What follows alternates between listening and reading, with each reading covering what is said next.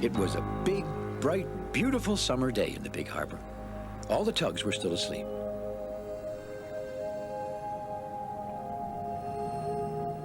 All except for Hank.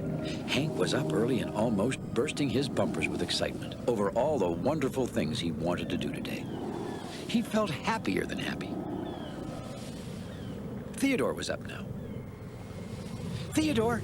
Theodore!" called Hank, and he nuzzled him a little just to make him extra awake. "Do you want to see who can be first to the oil pumps?"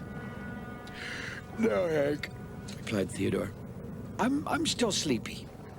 "Oh," replied Hank. "Oh, I'm sorry, Theodore." Well, George was up because his engines were already rumbling. Hank hurried over to George. "George! George!" he shouted. "George, guess what?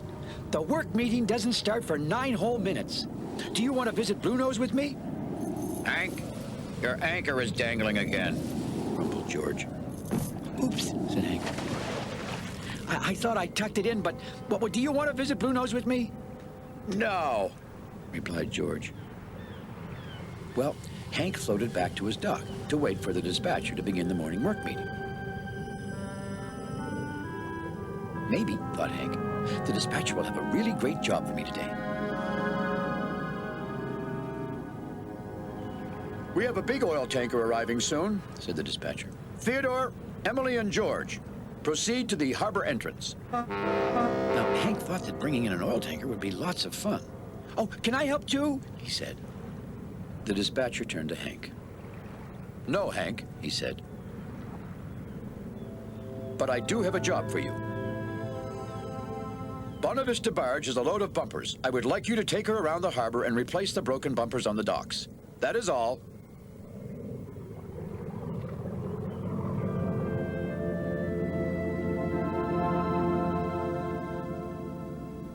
Well, replacing broken old bumpers wasn't the kind of job Hank had been hoping for, but Hank set off with his sunniest smile.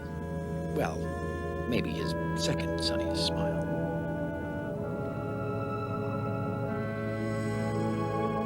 As Hank went to get Bonavista barge, he felt the sunshine on his smokestack and the warm water tickle his hull. "I bet the rest of the day will be greater than great," he said to himself. Just then, Hank saw Foduck floating along with his serious safety patrol face. "Foduck! Foduck!" Hank called. "Yes, Hank?"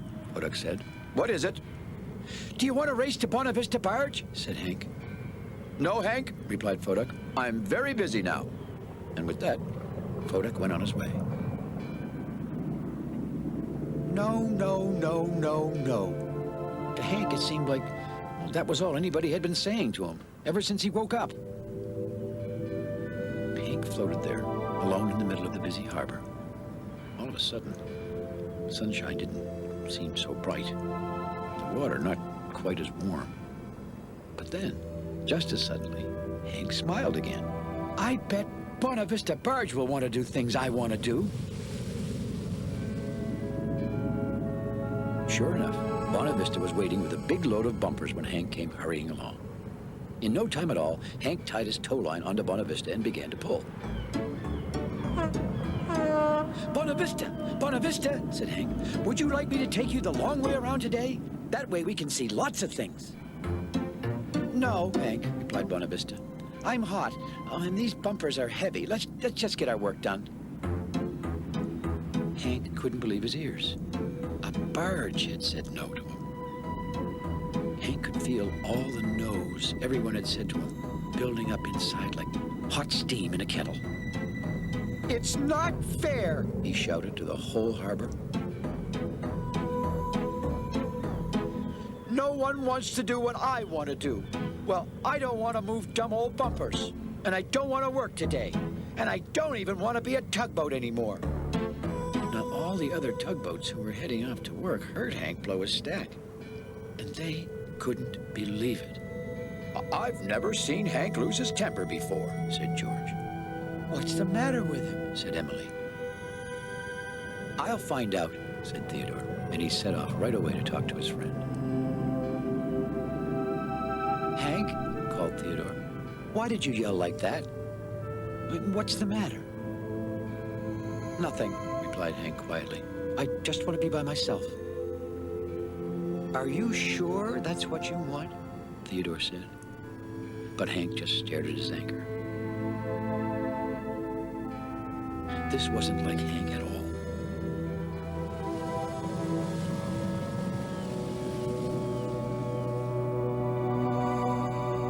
Theodore returned to the other tugboats. Hank won't tell me what's the matter, he said, worried. I'll find out what's the matter with Hank, said George in his biggest voice. I'll go too, said Fodak.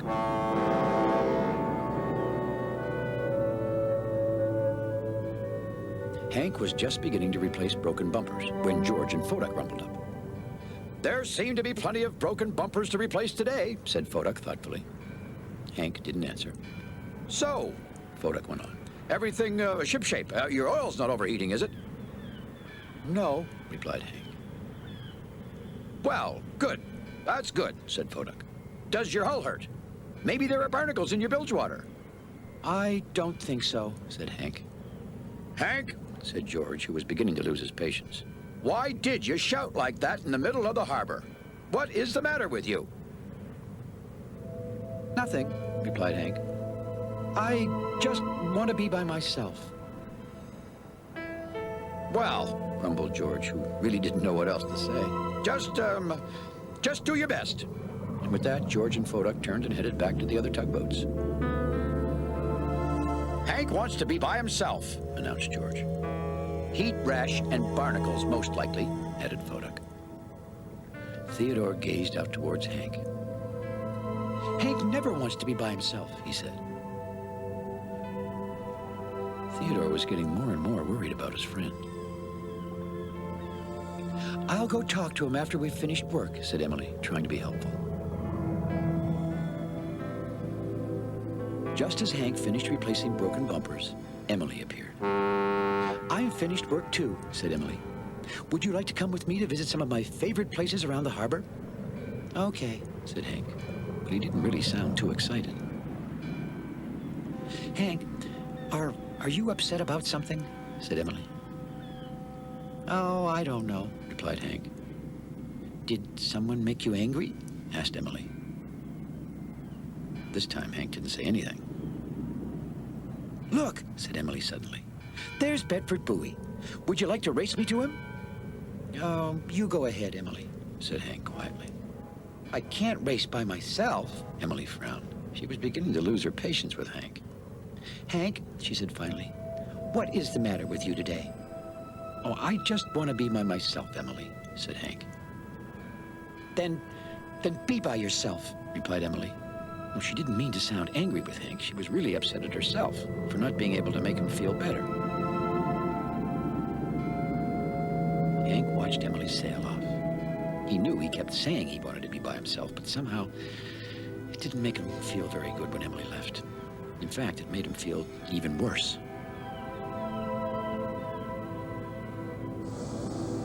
A little while later, the tugs returned to the great ocean dock. George was just puffing up some smoke and rumbling his engines to begin telling about one of his adventures when Fodak interrupted him. It seems, said Fodak, kind of quiet around here today. The other tugs agreed. It was as if something was missing. Hank's not here, said Emily suddenly. You're right, said George. Did you talk to Hank, Emily? Said Theodore. I tried, answered Emily. But he just wanted to be by himself. Something is definitely bothering Hank, Theodore said. And the other tugboats agreed. But what can we do? Said Emily. We've tried everything to cheer him up. Theodore noticed the tugboats had all moved closer to each other, the way they always did whenever they were talking about something really important. And suddenly, he had an idea. I know something we could try, said Theodore slowly. A little while later, Theodore slowly floated out to the sandy beach. He knew that was Hank's special quiet place. And sure enough, when Theodore peeked around the bend, he saw Hank just floating quietly by himself along the beach. "Hi, Hank," he called. "Oh, hi, Theodore," replied Hank in a soft voice. "You're having a bad day, huh, Hank?" said Theodore after a moment. "I'm having a really bad day, Theodore," said Hank. "I've an idea," said Theodore. And Hank said nothing. "I think you might really like this idea," continued Theodore. "We need to go over there," said Theodore. "Over there?" said Hank. The two tugs floated slowly around the bend. And then Hank saw all the other tugboats, and they were smiling at him. Hank was very surprised. "Hi, everybody," he said. "What are you all doing here?" "We're going to give you a tug hug," said Theodore. "A tug hug?" said Hank. "What's that?" "Well," replied Theodore, "it goes like this." The other tugboats all formed a circle around Hank.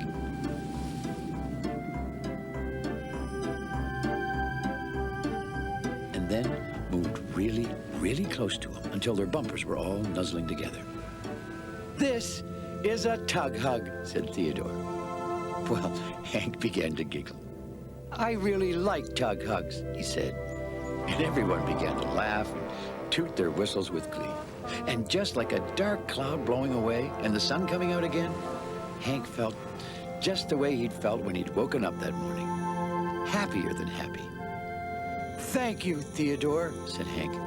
"I feel much better now." "I do too, Hank," replied Theodore. "I do too." "We all do," said the others.